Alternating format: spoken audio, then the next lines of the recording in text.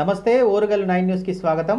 తెలంగాణ రాష్ట్ర వ్యాప్తంగా పలు చోట్లలో భూ ప్రకంపనాలు వచ్చాయి. డిసెంబర్ 4 ఉదయం ఉమ్మడి నల్గొండ, ఉమ్మడి ఖమ్మం జిల్లా, ఉమ్మడి వరంగల్ జిల్లా, మెదక్, ఆదిలాబాద్, కరీంనగర్ జిల్లాలో పలు చోట్లలో భూమి కంపించింది. హైదరాబాద్లోని పలు చోట్ల 2 సెకండ్ల పాటు భూమి కంపించింది. జనం భయాందోళనలతో ఇళ్ల నుంచి బయటికి పరుగులు తీశారు.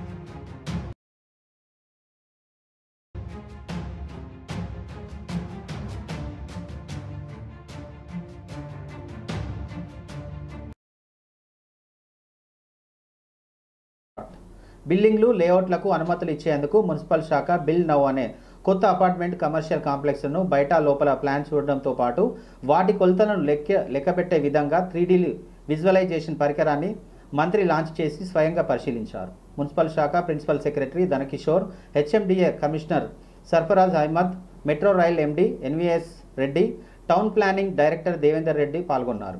ఈ విధానంపై షార్ట్ ఫిలింను ప్రదర్శించారు. ఈ సందర్భంగా మంత్రి శ్రీధర్ బాబు మాట్లాడుతూ ఏకాకృత ఏఐతో భవనాలు, లేఅవుట్లను కొత్తగా స్టార్ట్ చేస్తున్నామని, ఏఐతో బిల్ నౌ అనే అన్ని సేవలు ఒకే దగ్గర అందుబాటులో ఉంటాయని చెప్పారు. ఒక బిల్డింగ్ కమర్షియల్ కాంప్లెక్స్లో బ్లాక్లు, హాల్, కిచెన్, బెడ్రూమ్ 3Dలో చూడవచ్చని తెలిపారు. ఆన్లైన్ విధానాన్ని తీసుకువచ్చింది అని అన్నారు. ఇప్పుడు రోజుల పాటు పడుతున్న పర్మిషన్లు ఆర్టిఫిషియల్ ఇంటెలిజెన్స్ ఏఐతో సహకారంతో నిమిషాల్లో ఇచ్చే అవకాశం ఉన్న ఈ బిల్డింగ్ నౌ యాప్ను మంగళవారం సెక్రటరియట్లో ఐటీ పరిశ్రమల శాఖ మంత్రి శ్రీధర్ బాబు ప్రారంభించారు. అపార్ట్మెంట్స్, కమర్షియల్ కాంప్లెక్స్లను బయట లోపల ప్లాన్ చూడడంతో పాటు వాటి కొలతలను లెక్కపెట్టే విధంగా 3 విజువలైజేషన్లో పరికరాన్ని మంత్రి లాంచ్ చేశారు. గౌరవ ముఖ్యమంత్రి రేవంత్ రెడ్డి గారే ఈ శాఖను స్వయంగా నిర్వహిస్తూ ఉన్నారు. ఈ నిర్వహణ భాగానికి సంబంధించి మరి మొదటిగా మీ అందరికీ కూడా తెలుసు, మన రాష్ట్రం ప్రత్యేకించి హైదరాబాద్ మహానగరం, ఈ మహానగరానికి సంబంధించిన అదేవిధంగా చాలామందికి ఉపాధి కల్పన, దాంతోపాటు ఆదాయ వనరులు కూడా ప్రతి ఇంట్లో పెరగటం, దీనికి అనుగుణంగా చాలా పెద్ద ఎత్తున పెట్టుబడులు రావటం, ఏ ప్రభుత్వాలు వచ్చినా ప్రో బిజినెస్, అదేవిధంగా బిజినెస్ ఫ్రెండ్లీ వాతావరణం కల్పించే ఒక ప్రయత్నం కొనసాగిస్తూ ఉన్నాం. మేము గతంలో ముఖ్యమంత్రి గారు అడ్మినిస్ట్రేటివ్ గవర్నెన్స్ విషయంలో companies draft outlets with open layouts సంబంధించి 21% పెరిగింది. అడ్మినిస్ట్రేటివ్ రిఫార్మ్స్ తీసుకురావాల్సిన సమర్పణ కానీ, అప్లికేషన్ సమర్పణ కానీ స్టేషన్ ప్రభుత్వం తీసుకురావాలని ఈరోజు బిల్డ్ నౌ ఒక కొత్త టెక్నాలజీకి సంబంధించిన అప్లికేషన్ను తీసుకురావాలని నిర్ణయం చేయడం జరిగింది. ద్వారా అంశాలతో సరిగా అపార్ట్మెంట్ మనం కొనేది దీంట్లో ఏ విధంగా ప్రభుత్వ అధికారులు మరియు రెసిడెంట్ వెల్ఫేర్ అసోసియేషన్కి సంబంధించిన పెద్దలను వారందరికీ శిక్షణ, అవేర్నెస్, ఎడ్యుకేట్ చేస్తూ రాబోయే రోజుల్లో ఈ శిక్షణ ప్రారంభోత్సవం చేస్తాం. ఈరోజు మేము ఖచ్చితంగా చెప్తా ఉన్నాం, డిజిటల్ గవర్నెన్స్లో ఒక కొత్త అధ్యయనం ప్రారంభం కాబోతా ఉంది. ఈ 2 నెలల కాల హయంలోనే ఈ ఆర్కిటెక్ట్లకు కానీ కానీ 3 కోట్ల రూపాయల వ్యయంతో ఈ మహానగరానికి సంబంధించి LMD సామర్థ్యంతో సంవత్సరానికి మొక్కలు నాటే లక్ష్యం ప్రభుత్వంలో ఈరోజు నగరవాసులందరికీ కూడా ముందుకు తీసుకెళ్లే ప్రయత్నంలో ఇతర అంశాలు 49 మిస్సింగ్ రోడ్ల నిర్మాణాలను చేపట్టడానికి అనుమతులు ఇవ్వటం జరిగింది. మూసీ పూర్వ వైభవానికి ఎంత ఖర్చైనా వెనకాడమని డిప్యూటీ సీఎం మల్లు భట్టి విక్రమార్క స్పష్టం చేశారు. హైదరాబాద్ను కాలుష్య రహిత సిటీగా తీర్చిదిద్దుతామని పేర్కొన్నారు. కాంగ్రెస్ ఏడాది ప్రజాపాలన విజయోత్సవాల్లో భాగంగా మంగళవారం ఎన్టీఆర్ మార్గం HMDA గ్రౌండ్స్లో హైదరాబాద్ రైజింగ్ ఉత్సవాల కార్యక్రమానికి సీఎం రేవంత్ రెడ్డితో కలిసి ఆయన మాట్లాడారు. మూసీ పూర్వ వైభవానికి కృషి చేస్తుంటే కాంగ్రెస్ ప్రభుత్వాన్ని కూల్చివేస్తామని సోషల్ మీడియా ద్వారా కుట్రలు చేస్తున్నారని మండిపడ్డారు. నది పరివాహక ప్రజల అభివృద్ధి చెందేందుకు బీఆర్ఎస్ బీజేపీ కుట్రలు చేస్తున్నారని మండిపడ్డారు. ప్రజలను మభ్యపెట్టడం కోసం కిషన్ రెడ్డి మూసీ నది వెంట ఒక్కరోజు నిద్రపోవడం సరికాదని గుడిసె వేసుకొని కుటుంబంతో జీవించి చూపించాలని సవాల్ విసిరారు. మూసీని జీవనదిగా మార్చాలని ప్రజాప్రభుత్వం ముందుకెళ్తుందని, నది వెంట ప్రజల జీవితాలు బాగుపడటం ఇష్టం లేదని ప్రతిపక్షాలు అడ్డుకుంటున్నాయని ఆరోపించారు. ఆ ప్రాంతంలోని పేదలకు మంచి జీవితం అందించేందుకు ఇండ్ల పట్టాలు ఉన్నా లేకున్నా అందమైన టవర్లను నిర్మించి ఇవ్వాలని ప్రభుత్వం ప్లాన్ చేస్తున్నదని పేర్కొన్నారు. హైదరాబాద్లో ట్రాఫిక్ సమస్య లేకుండా వాహనదారులు సజీవుగా వెళ్లే విధంగా అండర్ పాస్, బ్రిడ్జిలు, ఓవర్ ఫ్లైఓవర్లు నిర్మాణాలు, రోడ్లు అభివృద్ధి చేస్తున్నామని తెలిపారు. ఆ పైన బ్రిడ్జి లెవెల్ మామూలు రోడ్ ఎక్కడ కూడా సిగ్నల్ లేకుండా ట్రాఫిక్ సజావుగా సాగేటట్టుగా మొత్తం నగరం మొత్తానికి రూపకల్పన చేసి డిస్ప్లే చేశారు.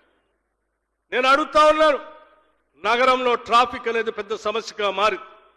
ఆ మారిన సమస్యకు పరిష్కారం చూపించడం కోసమే ఈరోజు నగరంలో రోడ్ల అభివృద్ధి చేయడమే కాకుండా కావలసిన నిర్ణయాలన్నీ తీసుకొని బడ్జెట్లు కేటాయించి ముందుకు పోతా ఉన్నాం. మిత్రులారా, నగరాభివృద్ధి కోరుకునేటువంటి ప్రతి వ్యక్తికి నేను విజ్ఞప్తి చేస్తా ఉన్నాను. ఇక్కడ నగరంలో సంక్షేమం కావాలని కోరుకునేటువంటి పేద వాళ్ళకు కూడా నేను విజ్ఞప్తి చేస్తా ఉన్నాను. ఈ నగరంలో 300 నుంచి 400 వరకు స్లమ్స్ ఉన్నాయని, ఆ స్లమ్స్ లో నివాసం ఉంటున్నటువంటి ప్రజలకు సంబంధించిన మహిళలందరికీ కూడా మెప్మా ద్వారా కొన్ని వేల కోట్ల రూపాయలతో వడ్డీ లేని రుణాలు ఇప్పించి వాళ్ళందరినీ వ్యాపారంలో భాగస్వాములు చేయాలని చెప్పి కూడా ఈ రాష్ట్ర ప్రభుత్వం ఆలోచన చేస్తా ఉంది. ఇదంతా ఈ నగరంలో ఉన్నటువంటి ప్రజల అభివృద్ధి కోసం చేసేటువంటి కార్యక్రమం. ఈ కార్యక్రమాన్ని నగరం బాగుపడాలని కోరుకునేటువంటి వాళ్ళందరికీ కూడా నేను ఒకటే విజ్ఞప్తి చేస్తా ఉన్నాను. నేను అభినందనలు, ధన్యవాదాలు తెలియజేస్తూ ఈ నగర అభివృద్ధిలో, ఈ నగర అభివృద్ధి కార్యకలాపాల్లో మనం జరుపుకున్నటువంటి ఉత్సవాల్లో రేపు 7, 8, 9 తారీఖుల్లో కూడా హైదరాబాద్ మిగతా వాళ్ళంతా అక్కడే ఉండండి అని చెప్తే మళ్ళీ పోయి నువ్వు విలాసవంతమైన ప్యాలెస్లో బతుకుతూ వాళ్ళు ఆడే ఉండవని చెప్పడం కరెక్ట్ కాదు. వాళ్ళ బాగు కోసం ఈ రాష్ట్ర ప్రభుత్వం కట్టుబడి ఉంది. బ్రహ్మాండంగా అభివృద్ధి చేస్తాం. ఆ చేయటమే కాదు, వాళ్ళకు కావాల్సిన అభివృద్ధితో కూడినటువంటి ఆర్థిక సహాయాన్ని, ఇళ్లను కూడా ఈ ప్రభుత్వం అందిస్తుందని చాలా స్పష్టంగా మనం చేస్తా ఉన్నాం. వచ్చే 4 ఏళ్లలో హైదరాబాద్ను 1,50,000 కోట్లతో అభివృద్ధి చేసి న్యూయార్క్, ట్యూకో నగరాలకు ధీటుగా నిలుపుతామని సీఎం రేవంత్ రెడ్డి ప్రకటించారు. 40,000 నుంచి 50,000 ఎకరాల్లో అంతర్జాతీయ నగరాలకు ధీటుగా ఫ్యూచర్ సిటీని నిర్మిస్తామని, నగరానికి మణిహారంగా 35,000 కోట్ల రూపాయలతో RRR, అక్కడి నుంచి సిటీని కనెక్ట్ చేసేందుకు 15,000 కోట్లతో రేడియల్ రోడ్లను, ఇంకో 35,000 కోట్లతో మెట్రో విస్తరణ, ఓవర్ ఫ్లైఓవర్లు, ఎలివేటెడ్ కారిడార్లు నిర్మాణంతో పాటు అనేక అభివృద్ధి కార్యక్రమాలకు చేపడతామని, గోదావరి జలాలు మూసీలో పరివరించే విధంగా కాలుష్య రహిత నగరంగా అంతర్జాతీయ పెట్టుబడులను స్వర్గధామంలా మారుస్తామని వెల్లడించారు. ప్రజాపాలన విజయోత్సవాల్లో భాగంగా మంగళవారం హైదరాబాద్లో నిర్వహించిన హైదరాబాద్ రైజింగ్ సభలో సీఎం మాట్లాడారు. నగర అభివృద్ధికి ప్రతిపక్షాలు సహకరించాలని కోరారు. డిప్యూటీ సీఎం మల్లు భట్టి విక్రమార్క నేతృత్వంలో మంత్రులు శ్రీధర్ బాబు, పొన్నం ప్రభాకర్తో కేబినెట్ సభ కమిటీ ఏర్పాటు చేస్తున్నామని తెలిపారు. ముందు బీజేపీ, తర్వాత బీఆర్ఎస్ మేధావులు తమ సలహాలు, సూచనలు ఇవ్వాలని రాష్ట్ర హైదరాబాద్ అభివృద్ధికి తమ వద్ద ఉన్న ప్రణాళిక కార్యాచరణకు డాక్యుమెంట్ ఇవ్వాలని కోరుతున్నామని సీఎం మాట్లాడారు. ఈ దేశం యువతకు కంప్యూటర్ని పరిచయం చెయ్యాలి అని ఈ దేశానికి కంప్యూటర్ని రాజీవ్ గాంధీ గారు పరిచయం చేసింది. వారి నేపథ్యంలోనే ఆనాటి నేదురుమల్లి జనార్దన్ రెడ్డి ఫేజ్ 1 కృష్ణా ఫేజ్ 2 మెట్రోను తీసుకొచ్చి ధనవంతులకు అందరికి అందుబాటులో తీసుకురావడానికి అధునాతనమైన వ్యవసాయ విధానాలను మనం ఇవాళ తీసుకురావాలి అనుకుంటున్నాం. అదే నగరంలో మురికి కాలువలు కూడా ఆనాటి ముఖ్యమంత్రి గారు ఆనాటి మున్సిపల్ శాఖ మంత్రి గారు ఈ రోజు గొప్పలు చెప్పుకుంటున్నారు కానీ కనీసం డ్రైనేజీ కాలువలు కూడా తవ్వే ప్రయత్నం చేయలే.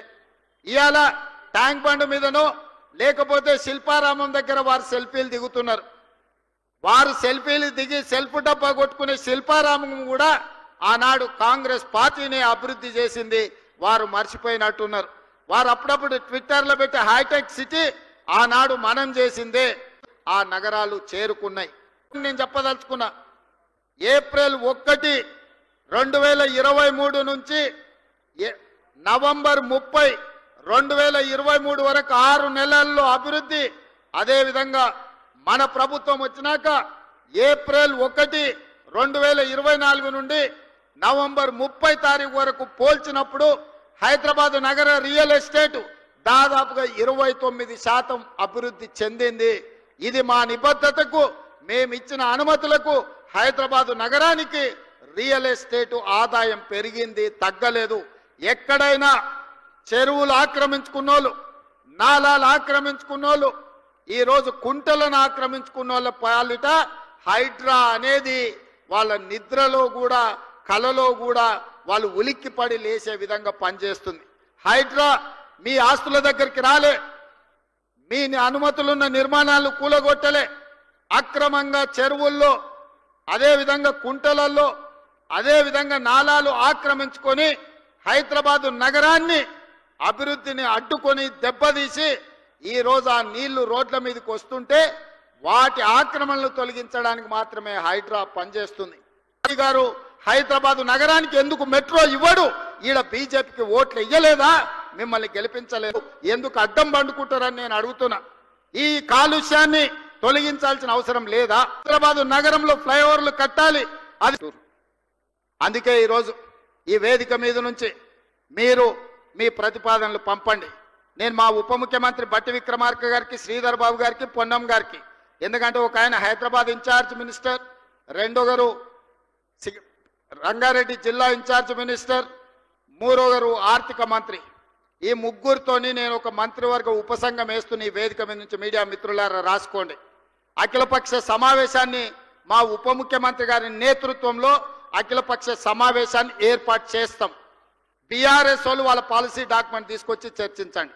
బీజేపీ కిషన్ రెడ్డి కేంద్ర మంత్రిగా మీరు ఏం పాలసీ నగరాన్ని అభివృద్ధి చేయడానికి తెలంగాణ నిధులకు తీసుకొస్తారో అఖిలపక్ష సమావేశాన్ని ఈ వేదిక మీద నుంచి మా ఉప ముఖ్యమంత్రి గారిని నేను రిక్వెస్ట్ చేస్తున్నా. మిమ్మల్ని అఫీషియల్లీ క్యాబినెట్ సబ్ కమిటీ కింద క్యాబినెట్ సబ్ కమిటీ మినిస్టర్స్ గా వీరి ముగ్గురిని నేను నియమిస్తున్న ఈ వేదిక మీద నుంచి నేను ఆదేశాలు ఇస్తున్నా చీఫ్ సెక్రటరీ గారికి.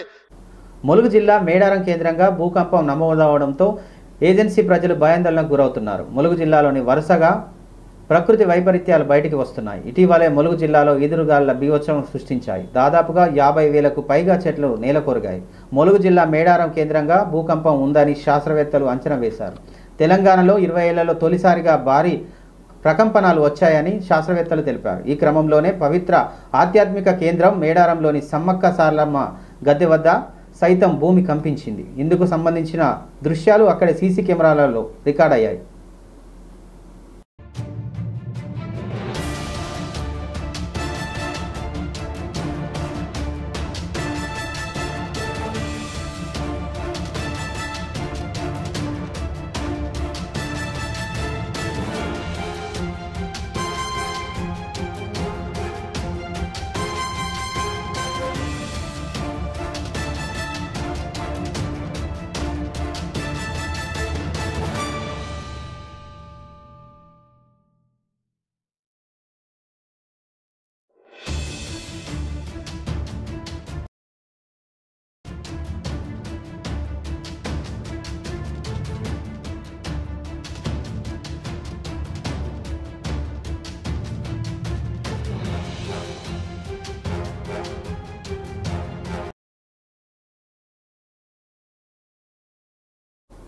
ఇంతటితో ఈ బులెటిన్ సమాప్తం. మరో బులెటిన్తో మళ్ళీ కలుద్దాం. చూస్తూనే ఉండండి ఓరుగల్లు 9 నేషనల్ టీవీ.